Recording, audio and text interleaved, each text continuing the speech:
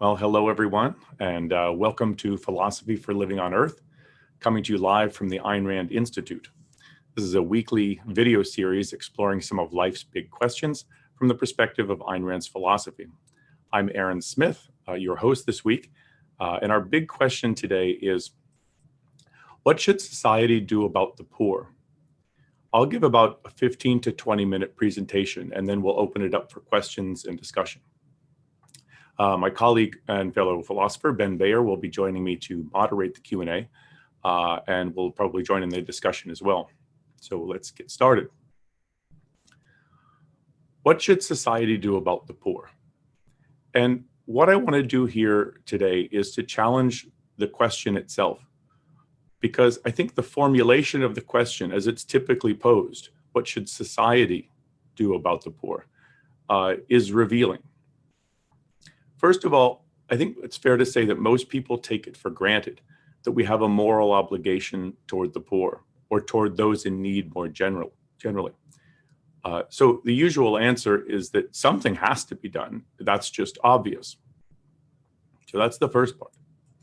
Second, most people think that issues like poverty and need in general are problems for society as a whole, or for the government as its representative to address.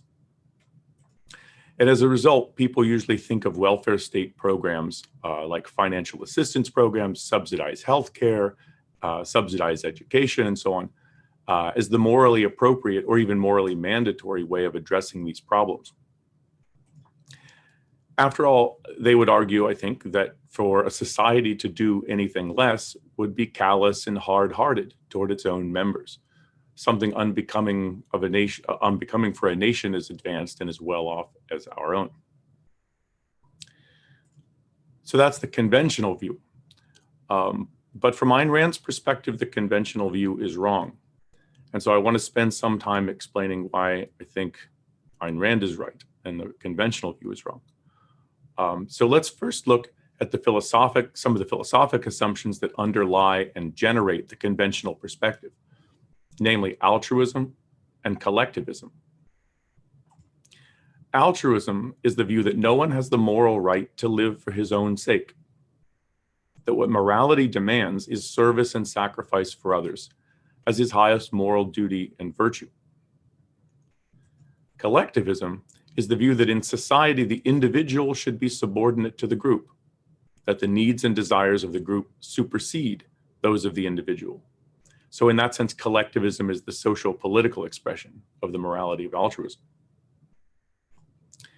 It's this combination of ideas, I think, it's altruism and collectivism, that shapes our culture's view of our social existence and of our obligations toward others in society.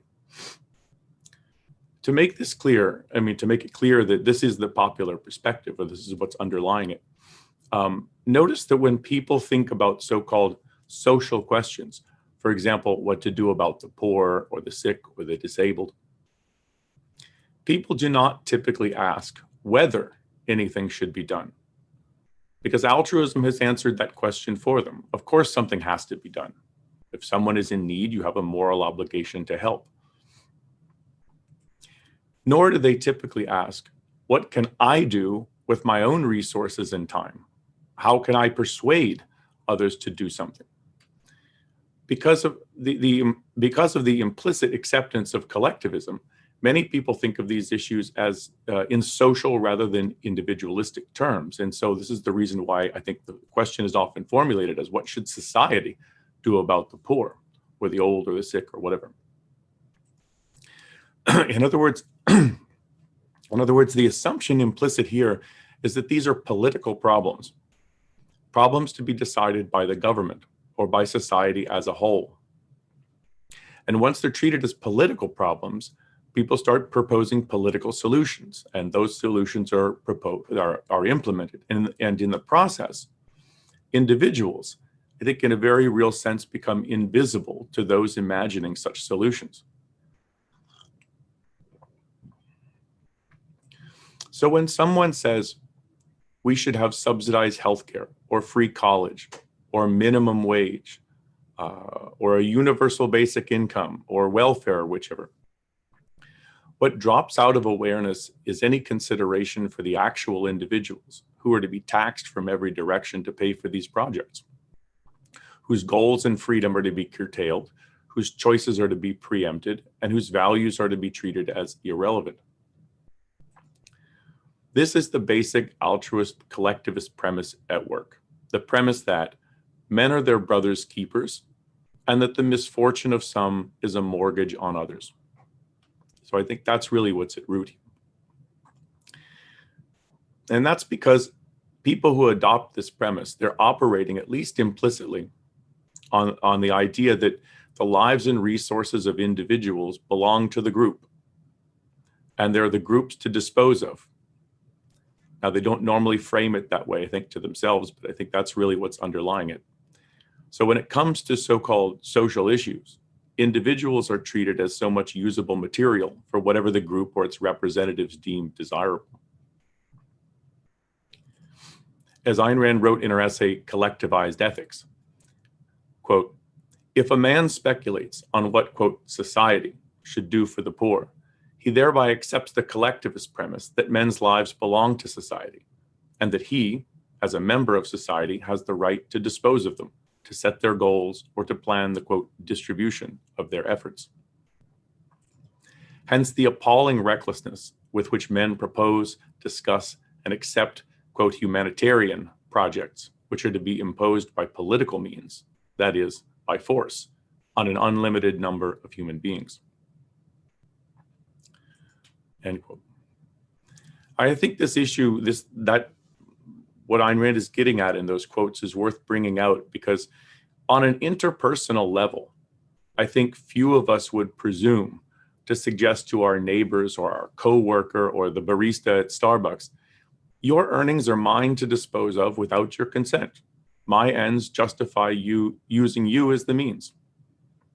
And I think we would likely respond indignantly if someone proposed to treat us in that manner. But that's only on an interpersonal level, like on our day-to-day interactions with people.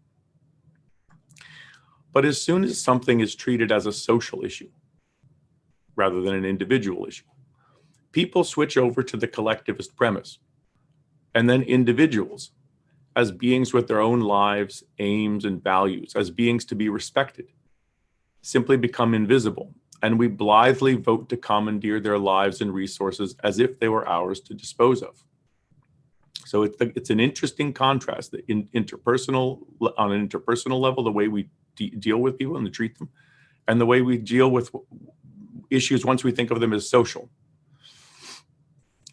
As Ayn Rand put the point, and this is also coming from her essay, Collectivized Ethics, quote, if men have grasped some faint glimmer of respect for individual rights in their private dealings with one another, that glimmer vanishes when they turn to public issues. And what leaps into the political arena is a caveman who can't conceive of any reason why the tribe may not bash in the skull of any individual if it so desires. End quote. In this context, I can't resist noting the callous disregard for every individual that the altruist collectivist approach displays, particularly in light of the fact that Ayn Rand is regularly criticized as someone whose philosophy is callous, mean, hard-hearted toward the poor or the needy, because she unequivocally rejects the welfare state in all of its programs, as well as the altruism and collectivism that it's based on. Ayn Rand is trying to protect the sanctity of every individual's life, to protect every individual's freedom to live by the guidance of his own judgments, by his own values, choices, and ambitions. She's fighting for a boundary around every individual, which no man or majority or institution may properly violate. In other words, a system of individual rights, inalienable rights, so that no one may properly treat any individual's life or property or freedom as material for the ends of others. And in that respect, I think Rand is the true humanitarian in this regard, not the altruist social planners and statists of the world who want to commandeer everyone's lives and resources to fit their aims. What's callous, in the end, are the advocates of the welfare state who treat everyone's rights as irrelevant, who grab their earnings and hand it to whomever they deem to be in need, I think this is the opposite of a benevolent or just approach. There's nothing benevolent about coercion, no matter how noble you think of your ends. Ayn Rand thinks that we need to start thinking about issues like poverty, healthcare, or education from an individualist perspective. And to do so, I think the first thing you need to do is abandon the altruism and the collectivism that generates the conventional perspective. You are not, I mean, this is the takeaway here, and I think this is what Rand is pushing, is that you are not your brother's keeper, as the expression goes. And the misfortune of others does not impose a duty on you to relieve it. Now, that said, if you have good self-interested reasons, and by self-interested I mean ones that actually advance your the goals and values that actually support your life. If you have good self-interested reasons to be concerned about some issue that's going on in society, whether it's poverty or somebody's lack of education and so on, and you want to do something about it, your question should be, what can or should I do with my own time and my own resources? And how does this fit in with my other goals and pursuits? How much time is it worth spending? How much of my resources is it worth spending? Is it worth spending time on, given what my other goals are? So, for example, if you or I want to provide assistance to someone in need, we can get together with like-minded people, pool our resources, start a fund or a foundation, or simply speak out, simply advocate that others sit up and take notice of this. Like, this is an important issue, and people should be aware of it, and so on. You can speak. And in a free society, no one can prevent you from doing this.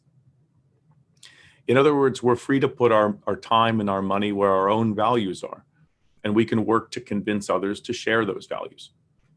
But we have to keep in mind that other people's lives, time, resources, income are not ours to command or control.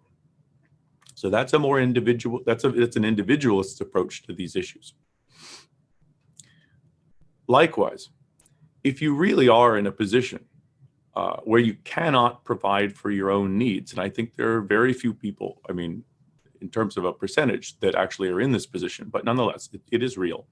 If you're really in a position where you can't provide for your own needs, a proper moral approach is to ask others for assistance as a favor, as an act of generosity, not as your right and others' duty. Because your need is not a moral claim check on other people's lives and resources.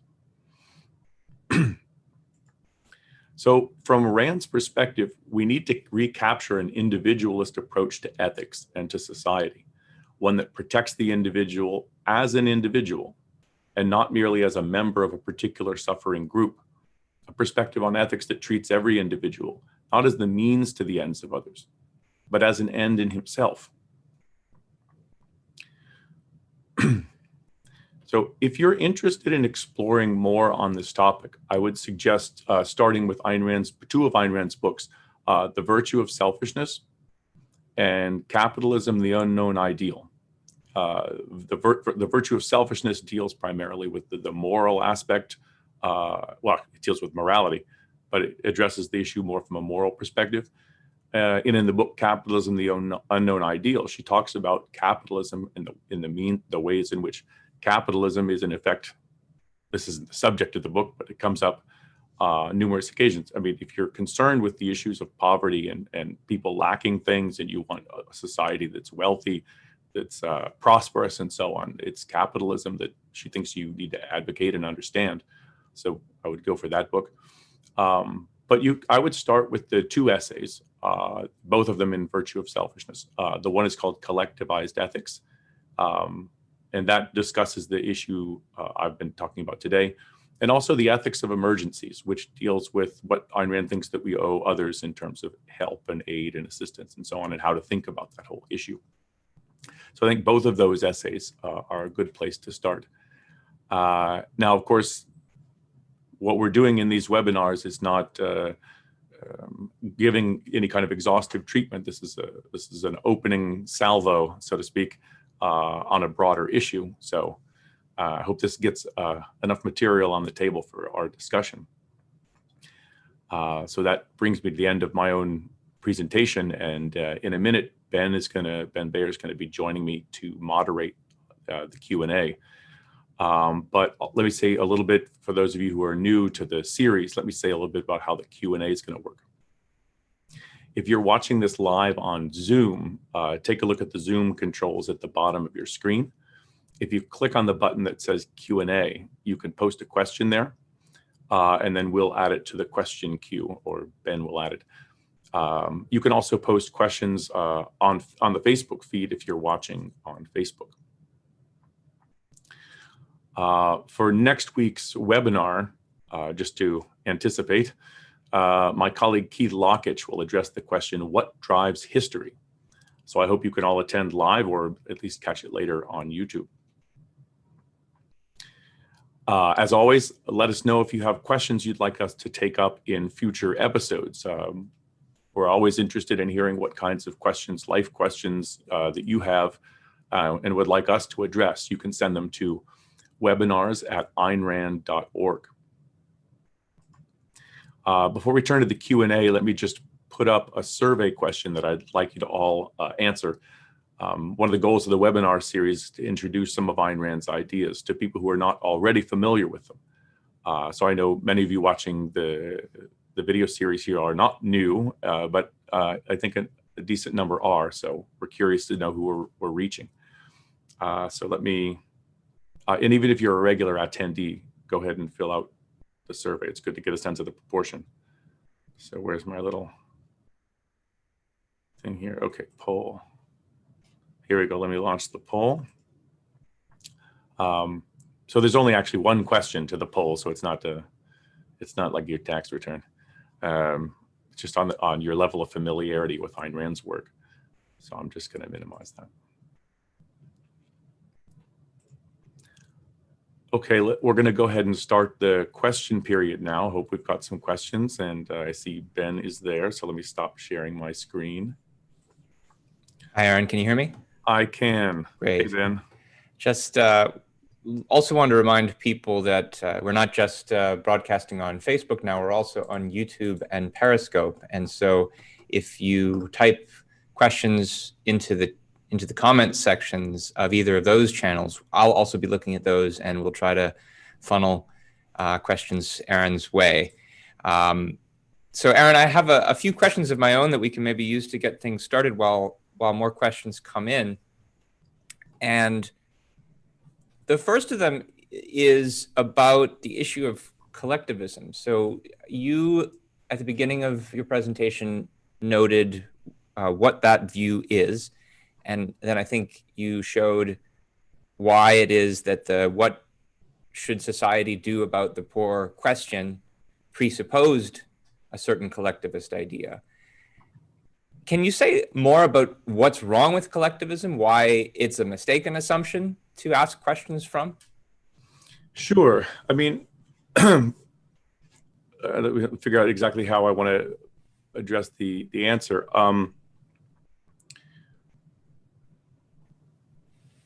I think primarily the issue is that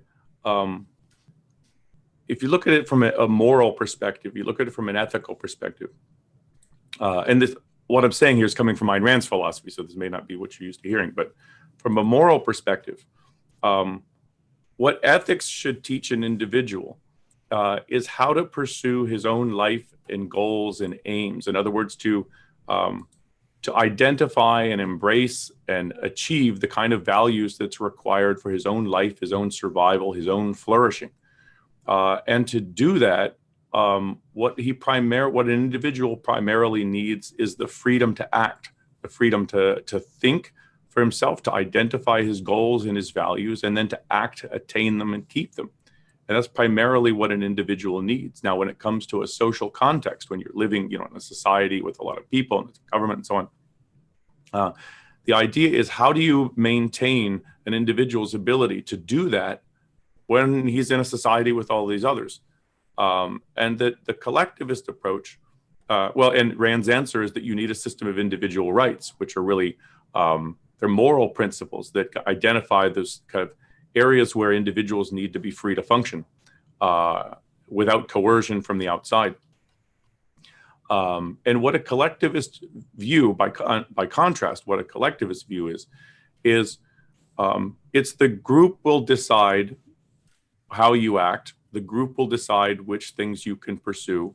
If you decide on your own, by your own rational judgment, this is what's important for my life, the group can just say, well, yeah, maybe so, but the group has other needs and we think otherwise, and we'll tell you how to live.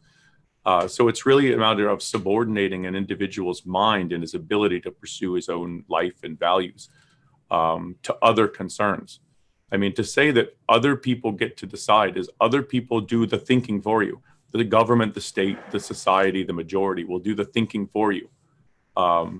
And your role in that respect is obedience. And I think that's not a good way to live. I think I would also add to that for Rand, at least, there's a what she would call a metaphysical issue here as well, which is that she would say all there is to society is a collection of individuals. Now, it's an organized collection of individuals, but they're still ultimately individuals, and society isn't some kind of superorganism that has a mind of its own that makes decisions, that answers questions about what it should do, etc. And the reason for that is that human beings are individuated from each other, not only physically, because we're separate, we have separate bodies, but because we have free will and we make choices, and we have to make choices. And those choices often include going our separate ways from each other when we disagree. And one of the things that's worth drawing out about that is because I think it illuminates for people who don't, an issue that I think people don't often isolate. When people say this is an issue for society, there is no person, society. There is no entity, society, that's making these decisions. So what it really amounts to is some individuals will decide for other individuals, whether it's a majority or it's a ruling clique or whatever it is. But some other individuals are going to decide for you. They'll tell you what to do. It's not that society is a sort of an anonymous,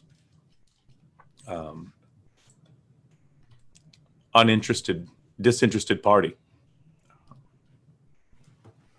Okay, so let's go then to another question that's related to the other big concept that you brought up, which was altruism. And the question I was going to ask was, what's wrong with altruism? But why don't we deal with that by first taking a look at the question that Steve submitted through Zoom, which says, I understand Rand did not consider benevolence or generosity to be primary virtues. How did she consider these, for example, as minor virtues or perhaps as natural characteristics of rational people in love with life? So what's the difference between altruism, benevolence? Can you sort out these differences and how to think about each of them? Yeah, I mean, I think the primary difference, and I think one of the things that Rand has been saying quite often, is that you need to distinguish between benevolence and self-sacrifice. What the essence of altruism is self-sacrifice for others. And a sacrifice means surrendering or giving up a greater value for the sake of a lesser one or a non-value. Sacrifice means net personal loss. That's what altruism is. And that's why this suffering of saints and martyrs and stuff is so extolled, and Jesus on the cross and Mother Teresa spending her life washing people's feet. It's about loss. It's about giving up. And benevolence and generosity are not like that at all. Or at least they should. I mean, I don't think benevolence is that way at all. I don't think of benevolence as a virtue, but I think of it as a natural outgrowth of a healthy attitude toward oneself and toward other people. I think it's an outgrowth of, I think, self-esteem in some respect and self-respect. And I think there's a way in which one has a view of other people where you give them sort of the benefit of the doubt, and you treat them with a generalized kind of respect that you would expect for yourself. And I think that kind of a benevolence flows naturally out of that. Generosity is really giving someone more than they would have reason to expect from you.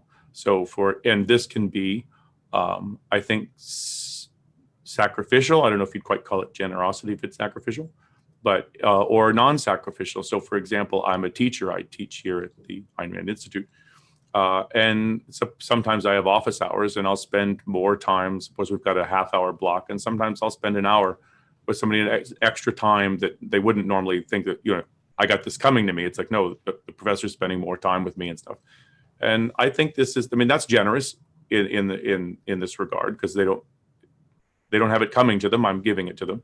On the other hand, it's self-interested as well. I mean, I think the conversation's going well and the student is, trying to grapple with the material. It's actually in my interest as a teacher to spend a bit more time, but I don't have to. And that's the issue. It's not an obligation. It's just, so I think generosity, kindness, benevolence are good things, and they're appropriate in certain contexts and in often case many contexts. But they have to be severed from a morality that tells you to sacrifice yourself for others and place others' interests above your own, because I think that's really self-destructive. Let me just ask one follow-up then about that, because this was getting to the question I was thinking about. Well, what is wrong with doing that? What is wrong with a morality that demands self-sacrifice? Well, isn't that what we've all been taught morality is? Well, you could say what's right about it, but to address the question directly, what's wrong with it? When you say something's wrong, you're talking about, you're evaluating something by a moral standard. And if your moral standard is self-sacrifice, well, nothing's wrong with it. If your moral standard, as Ayn Rand would argue, is life, and the requirements and needs of your own life, the things that you need to sustain yourself and to live, then it's telling you to find out what those things are and then give them away. So it's pushing in the opposite direction of what your life and happiness and flourishing requires. So it's anti-life from that perspective, and as a result, immoral, anti-morality. I mean, if you have a morality of life, the anti-life is the anti-moral. And so that's the ultimate reason. And because you should care about your life.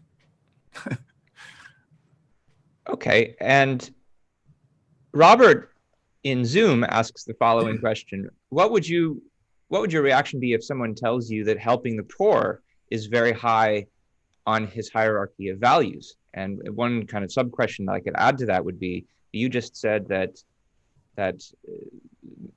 we should take life as the standard of moral value. Why doesn't that mean holding the life of the poor as a worthy object of morality? Okay, so we have two different questions there. I think they're related. Well, sure. So the first question was, what about somebody who has helping the poor kind of high up on their value priority list? Well, a lot of these "what about this" kind of types of questions, well, I don't know, what about them? I mean, so it's what do I think of that? I mean, I would ask the person, like, why is this so high on your value hierarchy? Why is it so important to you? I don't think there's one answer to this. Well, here's what I think. It's more, why is this such a concern? And there may be legitimate reasons that they have for these kinds of things. So, and is it that they've become super successful and they have a lot of money, and maybe they came from a really poor background, for example, and they know what it's like to grow up like that. And so for them, it has a really personalized feel that this is something I would like to help other people get out of, so they didn't have to struggle as much as I did. And are you focused on your own community, or are you just tossing money out to strangers? And so that I couldn't answer the question without asking the person more questions. Could you also, like, what poor is he helping? Is it the so-called deserving poor? I mean, in the sense that, like, these are people that are falling on hard times, or just have some difficulties in their lives, or are they just, because they fall below an income level, you have a concern for them? I don't think that's legitimate. because it's not really value focused. So that's what I'd say about the first part of the question. And then your addition was, what was it again? Sorry. Well, you said that morality had to have life as its standard. So what if someone said, yeah, morality is about life, and so my top moral value is going to be saving the lives of the poor? Yeah, I think I don't think that's the right perspective. That it's when we say that life is the standard of value, it's that which is required for an individual, that which is required for the survival, the life of a rational being throughout the course of his life. And so that's an abstract standard, but that's an abstract standard that each individual living human being needs to apply to the pursuit of his own life. It would subordinate the goal of ethics. I didn't mean subordinate, it would undermine the goal of ethics, which is for an individual to live and to flourish. If what he did was work for the good of humanity as a whole, the lives of everyone as a whole, it would completely reorient the individual's life away from what his own life requires.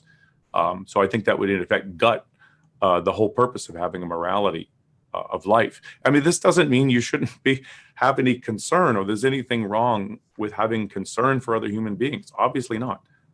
It's about the whole direction and orientation of a life, and about your sense of what you're morally obligated to do versus what kinds of things you're choosing to pursue because you know they're good and they support you.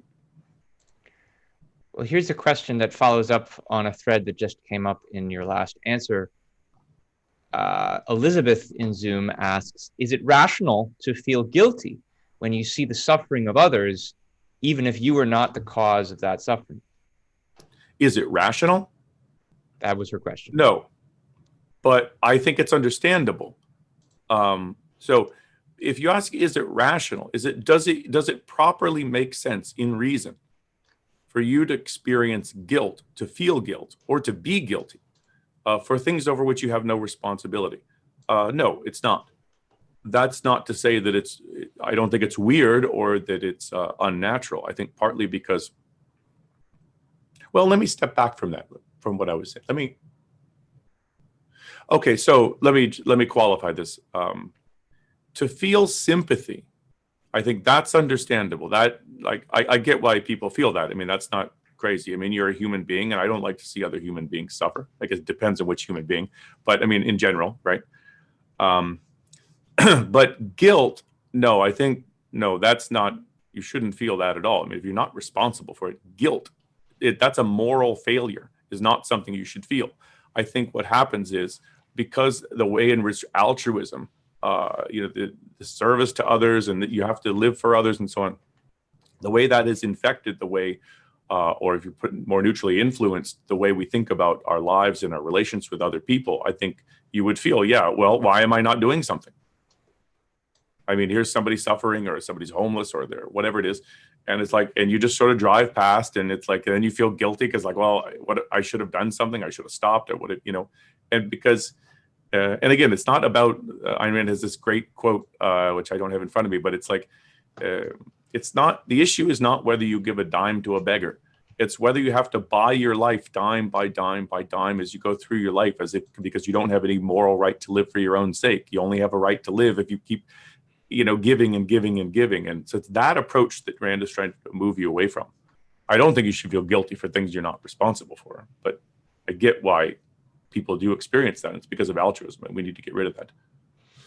And that probably relates to some of the previous questions that came in about people who regard helping the poor as one of their top values. Well, there's a question then you can ask them, well, why do you regard it as such a high value?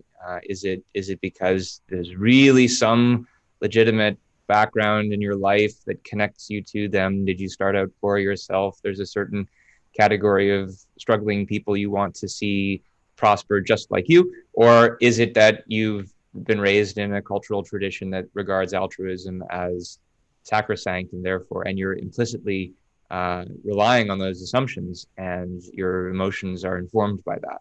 Yeah, and I think part of it is that, I mean, so how many of you people out there don't want to feel like you're a good person? right? I mean, we all want to feel like we're good people. We all want to think of ourselves as good, as moral. I think it's really important for self-esteem. And so often what happens is if you think about, if what you think of the moral is, which is it's helping others, it's helping the poor, the needy, whoever is in some sort of distress, and that's what the essence of the moral is. Yeah, I mean, you should put the moral very high, so to speak, in terms of what you think is important in life. But what Rand is pushing you to think is to reorient how you think about the nature of morality, because then the whole feedback mechanism of, I think this is what's good. Let's say it's altruism and so on. And so helping the poor is really important to me. Well, that makes sense, right? If that's your view of what the good is. And then you think of yourself as a good person. Hey, I went to the soup kitchen, I gave money to charity, whatever it is. And you do get some sort of positive feedback, like I'm doing what I think is right and what is good. But if what you're doing is you're orienting yourself away from your own life and happiness and what's really needed to sustain it and enrich it, then your moral code is setting your actions in reverse of what you need, and setting your emotional mechanism so that you value things that are actually taking you away from what you need. And I think that's kind of what Ben was getting at. So we also got a number of different questions, especially in Zoom, which were, in effect, what about kinds of questions that you were worried about, but they all amounted to what about this group of the poor? What about that group of the poor? Donald says, how would you address the needs of those who are mentally ill and are consequently homeless? Mark wonders about how do we as a society identify and care for children whose parents are abusive, neglectful, absent, or impoverished, especially when private charity and individual volition are not sufficient. Do you want to say any more, speak to the questions about these kinds of specific cases? Do you have any thoughts on these? Yeah, on some of them I do, on some of them I don't. I mean, I think the general thing is, what about such and such a group? Like, what should we as a society do? I don't think we as a society. So if you think about what should the government do for the poor, the needy, or the homeless, or whatever it is, the government should protect their rights just as they protect everyone else's rights. The government should protect the rights of the needy just as much as they protect the rights of the rich. And that's what they have. That's what the government owes them, so to speak. Protection of rights. What do you owe them? Well, the same thing to start with, the same thing you owe every other individual: rationality and hands off. But if it comes to what you should do for them,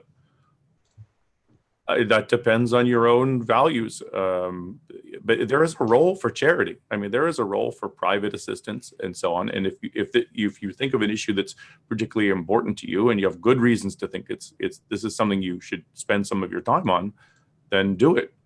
But the society as a whole, they're not questions for society as a whole to answer. But let me address a couple things. One, parents who are abusive, I mean, that's an issue for law. I mean, because, I mean, it's illegal. I mean, there's a reason why, I mean, if someone's, beating their child or it's an abusive thing, you need legal structures to address that issue. And what was the thing about homelessness? And the mentally ill. Yeah, no, I think that's tricky. I haven't thought a lot about that. But part of it is, I mean, again, I don't have specific things for these people, but it's this is again a role for charity, and the extent to which. So there are two different aspects. Like, what can you do to help them? Well, that's an issue for charity if you're interested.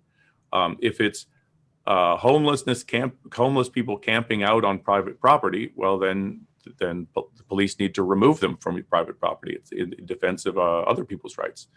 But I don't have a particular. Here's what you do. But I mean, the broad answer is the government shouldn't do anything for these people unless they're violating someone's rights. Otherwise, basically, what you do is then you just go back to the altruist collectivist premise and say, look, if somebody's suffering or in need in some way, we can just reach in and grab other people's stuff without their consent, violate their rights, and then do something about it to assuage our conscience. There's a question related to all of this whole category of questions that just came in, though it's more of a rhetorical question than sincere than one that it wants the answer to. But maybe you can comment on it. This is from Harry Zoom. How can there be a majority voting to tax themselves to provide money for the poor if people don't care to contribute to charity? As he brings up in connection to the what if charity is not sufficient kind of question.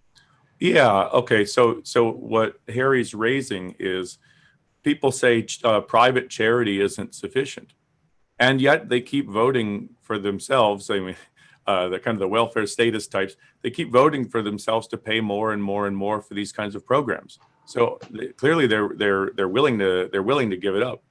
And I think the issue there is these are people who often, I won't say generally about everybody because I don't know.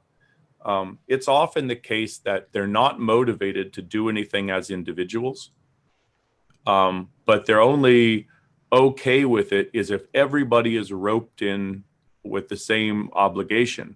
And then they're okay if somebody grabs some of their stuff to give to whatever programs the government thinks that it should be doing. As long as everybody else is roped into the same obligation, the same noose around them, so to speak, then we're okay.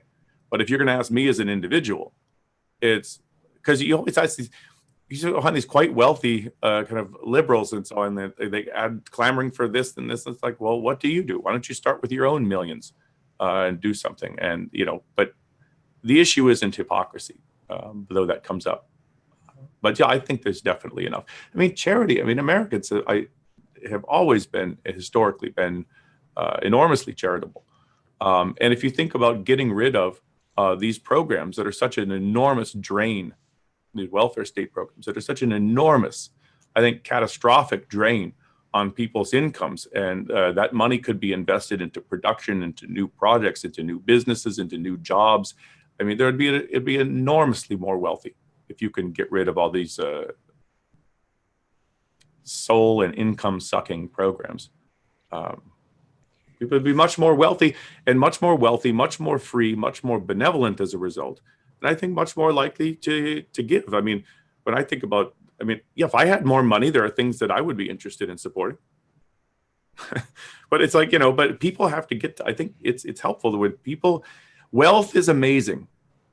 And this is why it drives me nuts when people are anti-wealth and how come there shouldn't be billionaires and all this nonsense. Wealth is an enormous good, and you can't have too much of it. The wealth of the wealthy doesn't sit in their mattress. It's in a bank. It's in investment vehicles and so on. It's being used to fuel production, new products, new businesses. It's just without wealth and the kind of system like capitalism that creates and unleashes the creators of wealth. I mean, if you're concerned with the poor, you should advocate capitalism. I guess that's the short point. Related to the point you brought up about the charitable giving, the voluntary charitable giving of Americans, Steve in Zoom asks a question related to that. He says, is it true that in the 19th century in the US and other Western countries, most charity was delivered by private voluntary organizations? Now, I believe most support for the poor is through government. Why did this happen? A related question is, what role does insurance play in these issues, for instance, surviving a loss? Yeah, a couple on that too. Yeah, a couple of things. I'm not a historian on this issue, but my guess is that the answer is yes when it comes to the question about the 19th century, because the major programs that the U.S. government has instituted are, what is it? It's Social Security, Medicare, Medicaid. I mean, these are the three major things, and those didn't come about till later. When it comes to insurance, yeah, I mean, insurance is important. I mean, not just for, health issues or if you break your leg or whatever. I mean, people used to have in poverty insurance. I've heard this. I haven't studied this, but I heard even poverty insurance. In other words, you lose your job or something and you can't work. And so, I mean, insurance is thinking about your life long range. So it's putting a small amount away on a regular basis in order to pay for a service that will help you when you find yourself in some catastrophic situation or some really debilitating situation. I think what can happen is that when the government takes over some of these issues, as it does in all sorts of areas in life, is the more we're coerced to provide for services, welfare programs supporting the poor and so on, the less likely people are to give privately. And so you might find a diminution of private charity as a result of that, but I'm not sure if that's actually what is going on. But I would know the more money that it's taken from me, and you can't really calculate it, but the more money that's taken from me, the less I have. The more I have, the more I have the means. The less I have, the less I have the means. So, and again, I don't. So we're talking a lot about charity and assistance, and I think a lot of this has to do with the whole altruism in the culture. Why are we spending so long on charity? What about giving this person? What about giving to this person? Partly I think that's a bit weird. I mean, I don't mean it's weird of the questioners. It's normal of the questioners, but it's weird culturally. I mean, charity is a side issue. It's not a major concern, and I don't think you should think of a political system and have this is my yardstick. If it doesn't solve the problem of the poor, or it doesn't help the handicapped, mentally ill on the street, that someone's a bad system, I don't think that should be the yardstick or the measure. But capitalism is the system of freedom and wealth and opportunity, and that's the only thing that gives people who really can't help themselves a fighting chance. Yeah, on the issue of private charity, and you talked about poverty insurance, I happen to know a little something about this. This, especially about the latter, the so-called mutual aid societies, were a really big deal in the 19th century, late 19th century and early 20th. And you see many of the residue of these organizations, many of them morphed into fraternal organizations, which are now just kind of, recreational things. But originally they were often there so that working people could sign up by putting a certain small amount of money into this kind of insurance, every month or year. They would then be able to cash into the community chest, as it were, in case they lost their job. And if you want to know more about this, Yaron Brook and Don Watkins wrote a book called Free Market Revolution: How Ayn Rand's Ideas Can End Big Government.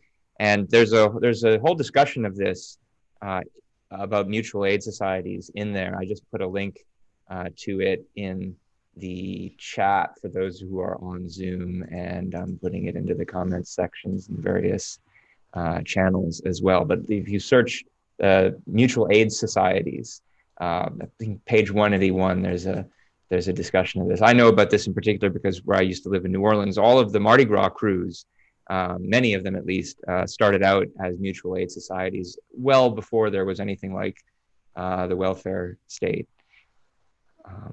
Yeah, and I think one of the thing too is the altruism and collectivism that has generated the demand for the welfare state.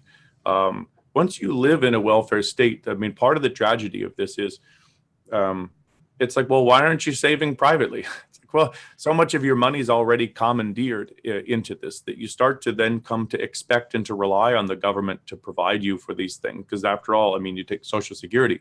I mean, they're not putting the money in a trust fund. They use the money immediately. Everything coming out of your paycheck, they use the money immediately.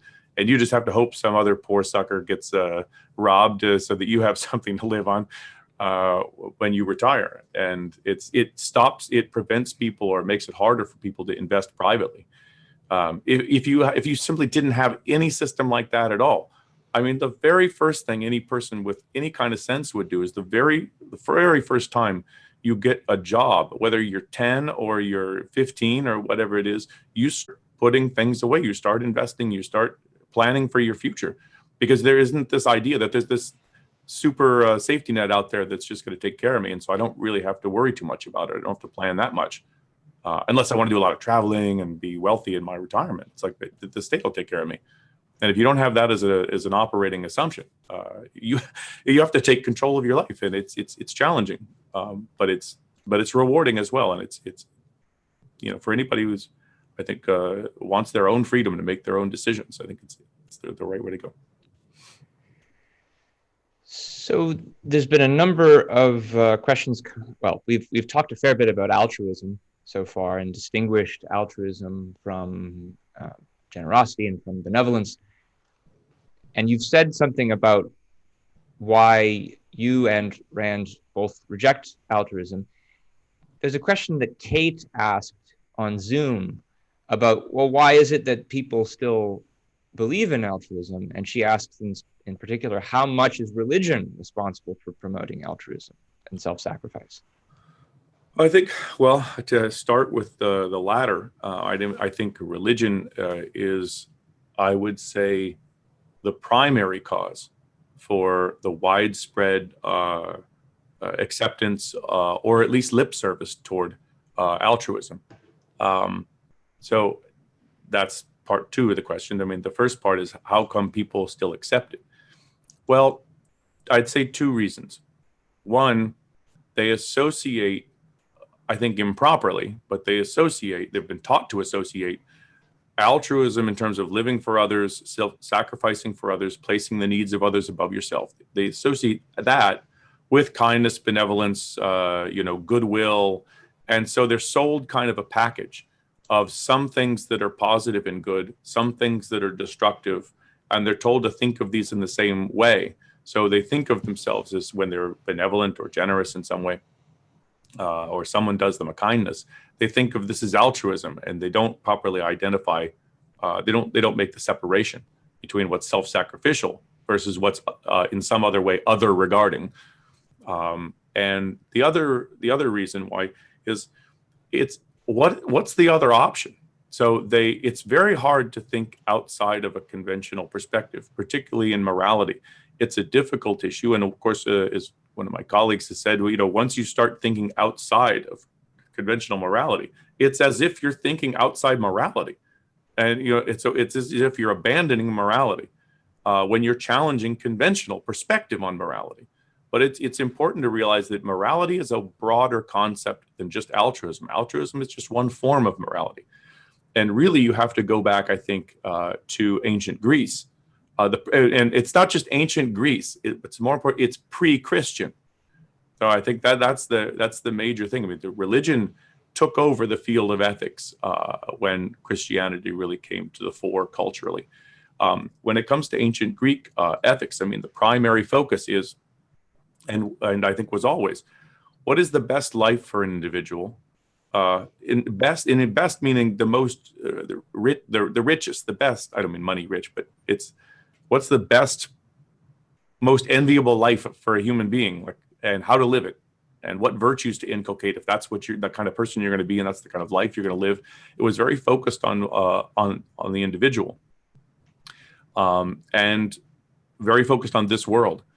And I think the takeover of Christianity was really the idea that it's your primary focus should be on the other world, and your primary obligation is to serve some other being, whether it's God or your neighbors or whatever.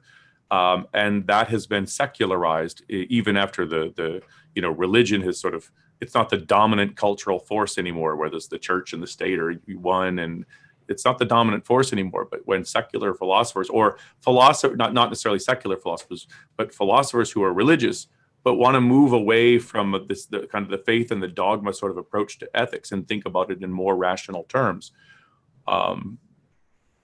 they basically adopted the same kind of altruism, but then got God out of the picture. So now, instead of serving God, you're serving society. I mean, socialism, Nazism, any kind of collectivism, all of it in explicit terms. It's all about serving the community. The individual's nothing. It serves the group. It's all about sacrifice for others. The whole moral perspective is like that. I mean, just take John Stuart Mill. I mean, utilitarianism, one of the major ethical theories today among philosophers and normal people, is that, you serve the greatest happiness. The aim is the greatest happiness for the greatest number, as they sometimes put it. So the idea is you're supposed to work for the good of the whole, and treat your own life and your own values as just one interchangeable unit of good, within the whole wider perspective. So what it basically amounts to is it's altruism. It's another version of altruism is all it is. But it's only Ayn Rand really that's telling you that the purpose of ethics is to give you the kind of guidance that you need to pursue your own life and your own fulfillment, your own flourishing. It's not about others. Others, I mean, it has to give you guidance on how to deal with others or relate to others, but it's centrally focused on an individual's own life. And she's unique in that, I think, I mean, historically. So on the issue of the religious origins of altruism, Al in the chat in Zoom mentions that the phrase, your brother's keeper, is actually something that comes from the Bible, right after Cain kills Abel. And he wonders where this idea, how this idea had such influence in morality. But I guess part of what you're saying is it's not even just that there happen to be particular altruistic ideas in the content of the religious codes that have been promulgated. You're also saying that there's something about the very idea of getting your morality from religion that is conducive to altruism. So you mentioned that religious morality is all about submitting yourself to a higher power, to a higher other power. And that's already asking for you to sacrifice. And then if the culture changes a little bit and the higher other power is no longer God, but society or the needy or the environment, then it's a kind of just a variation on the same theme. Yeah, because it's all about subordination. It's about subordinating your own judgment in the end, and your own goals and your own choices and your own values to something else, whether it's God, the community, the race, the nation, the proletariat, whatever it is. It's not telling you that your life is your own and the good is to live it. The issue about the expression, man is his brother's keeper. I looked that up once because somebody said, oh, that's not what the expression really means. And I was out of curiosity, I looked it up in the Bible. And yeah, I don't think that's what it means I don't think it means altruism at all. Not in the Bible itself, but that expression that has come to mean, and in theologians and religious circles and so on, that has come to be an expression that they use to capture an appropriate, in their view, appropriate altruistic approach. Because I think as it comes up in the Bible, so Cain kills his brother. I guess it's Cain killed Abel, right? Not the other way around. Cain kills Abel, and God is like, where's your brother? Cain, where's your brother? And he's like, I'm not my brother's keeper. It's kind of like, I ain't his mother. So it's more, comes up something more like that. But I mean, the expression and the fact that it's in the Bible, it's probably, this is interpretation over time, and they like that expression, man, this is his brother's keeper, because it seems to capture, it's, you have to love thy neighbor as thyself. And, I mean, the one thing that's, I mean, for what it's worth, not to say everything horrible about Christianity, it's, but one way of looking at it is, there is an egoistic element to it, in the sense that you're supposed to sacrifice and obey now, but there's a huge payoff in the end, right? You get an infinity or eternity of bliss with the Creator and happiness in this great world you're supposed to go to. So you can think of that as that egoistic if you think your aim is to get to the jackpot, and you have to subordinate yourself a bit now, but there is no other world, so all you do is subordinate. So it's fundamentally and you have to subordinate your mind to believe that that's true. Yeah. Since there's no evidence for it. I think that most of the rest of the questions that we have gotten are going to take too long to dig into, given that we only have 2 minutes left. And so maybe now is a good time to wrap up, Aaron. Sure. So let's see here. Let me